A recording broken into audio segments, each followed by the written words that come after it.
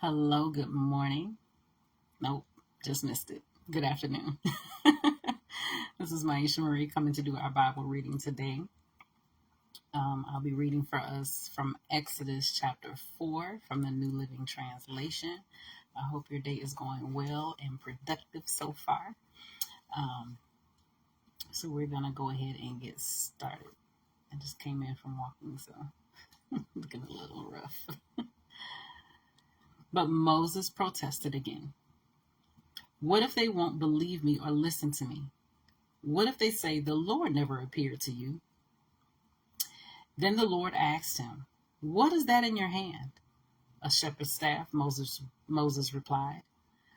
Throw it down on the ground, the Lord told him. So Moses threw down the staff and it turned into a snake. Moses jumped back. Then the Lord told him, reach out and grab its tail. So Moses reached out and grabbed it, and it turned back into a shepherd's staff in his hand. Perform this sign, the Lord told him. Then they will believe that the Lord, the God of their ancestors, the God of Abraham, the God of Isaac, and the God of Jacob, really has appeared to you. Then the Lord said to Moses, now put your hand inside your cloak. So Moses put his hand inside his cloak, and when he took it out again, his hand was white as snow with a severe skin disease. Now put your hand back into your cloak, the Lord said. So Moses put his hand back in, and when he took it out again, it was as healthy as the rest of his body.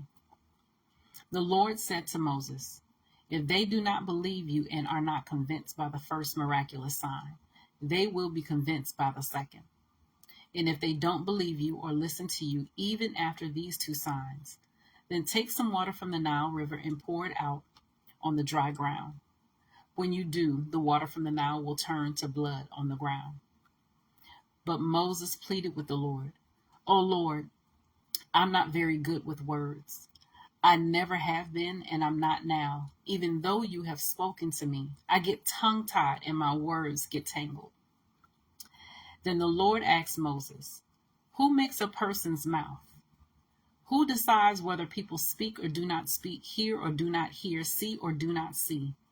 Is it not I, the Lord? Now go. I will be with you as you speak, and I will instruct you in what to say. But Moses again pleaded, Lord, please send anyone else. Then the Lord became angry with Moses. All right, he said, what about your brother, Aaron the Levite? I know he speaks well, and look, he is on his way to meet you now.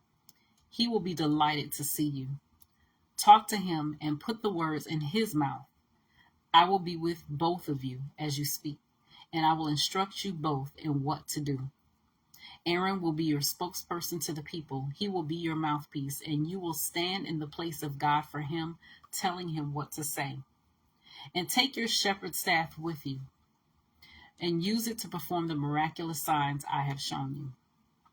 So Moses went back home to Jethro, his father-in-law. Please let me return to my relatives in Egypt, Moses said. I don't even know if they're still alive. Go in peace, Jethro replied. Before Moses left Midian, the Lord said to him, return to Egypt, for all those who wanted to kill you have died. So Moses took his wife and sons, put them on a donkey, and headed back to the land of Egypt. In his hand he carried the staff from God. And the Lord told Moses, when you arrive back in Egypt, go to Pharaoh and perform all the miracles I have empowered you to do. But I will harden his heart so he will refuse to let the people go. Then you will tell him, this is what the Lord says. Israel is my firstborn son. I commanded you, let my son go so he can worship me. But since you have refused, I will now kill your firstborn son. On the way to Egypt, at a place where Moses and his family had stopped for the night, the Lord confronted him and was about to kill him. But Moses' wife, Zipporah, took a flint knife and circumcised her son.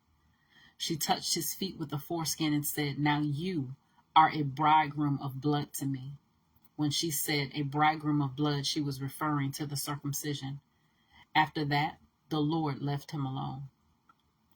Now the Lord had said to Aaron, Go out into the wilderness to meet Moses." So Aaron went and met Moses at the mountain of God, and he embraced him. Moses then told Aaron everything the Lord had commanded him to say, and he told him about the miraculous signs the Lord had commanded him to perform. Then Moses and Aaron returned to Egypt and called all the elders of Israel together. Aaron told them everything the Lord had told Moses, and Moses performed the miraculous signs as they watched. Then the people of Israel were convinced that the Lord had sent Moses and Aaron. When they heard that the Lord was concerned about them and had seen their misery, they bowed down and worshiped. So that was Exodus chapter 4 from the New Living Translation. I pray that the word was a blessing to those that desire to hear. I pray that you continue to draw close to the Lord and keep your ear and keep your heart open to the voice and the move of God. You guys take care and God bless.